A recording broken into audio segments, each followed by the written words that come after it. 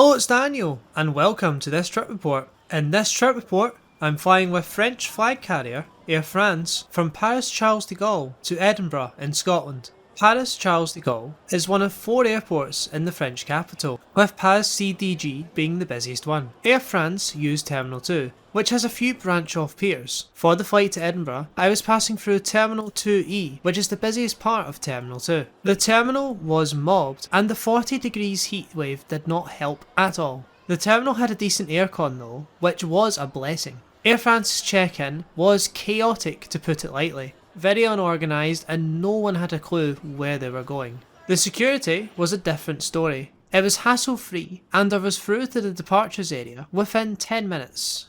Terminal 2E Pier was huge. However, there wasn't a lot of food and drink options. They were pretty limited for an international airport. There was a lot of good shops though. I have to say though, the overall building shape was modern and pretty impressive.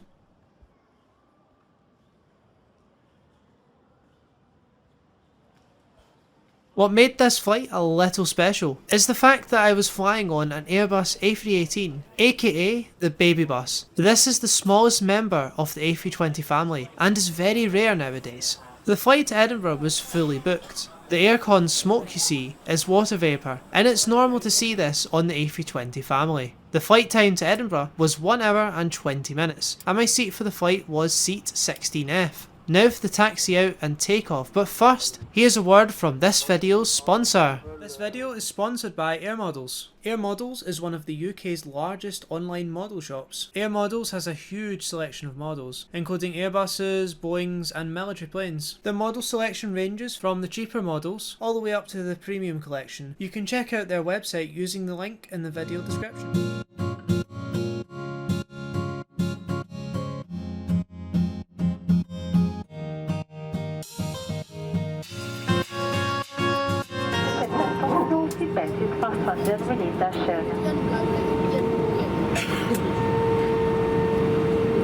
En cas de dépressurisation, un masque à oxygène tombera automatiquement à votre portée. Tirez sur le masque pour libérer l'oxygène.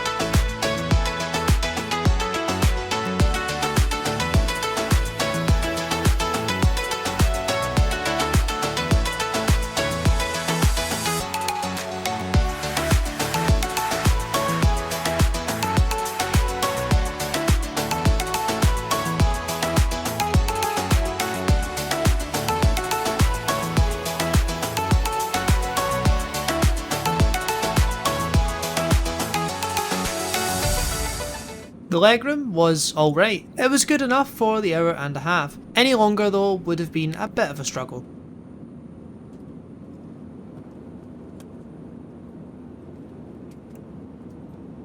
The seat had a cup holder and the tray table was a little small. The cabin in general was modern but very similar to KLM's short haul cabin, instead with Air France's branding. That's probably because the two airlines are part of the same company, the Air France KLM group, which is one of the biggest airline groups in Europe.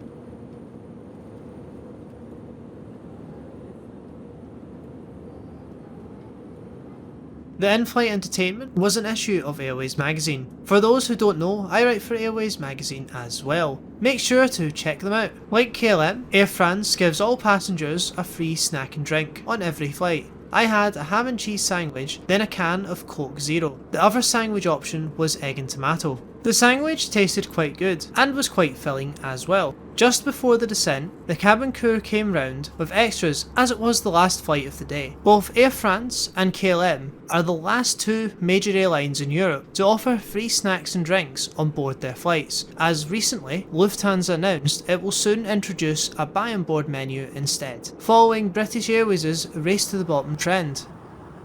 Air France's A318s are in a free configuration and can seat up to 131 passengers. The toilet was clean and surprisingly roomy. It's a toilet at the end of the day, nothing special. This flight was also good value for money. Including seat selection, it cost me £52 or €55. The A318 is the smallest aircraft type in the A320 family. Only 80 A318s were built. Most A318s were built and delivered as private jets. The rest were delivered to only a handful of airlines. Air France eventually became the largest operator of the A318 with a fleet of 18. Bit ironic that they have a fleet of 18. Their first A318 was delivered in 2003. Apart from Air France's A318 fleet, most A318s have now actually been scrapped. Your best chance to fly in one is either with Air France or with Romanian flag carrier Tarom, who has a fleet of 4. Later this year, Air France will take delivery of their first of 60 A220-300s and plan to use them to replace their A318 fleet over the next few years.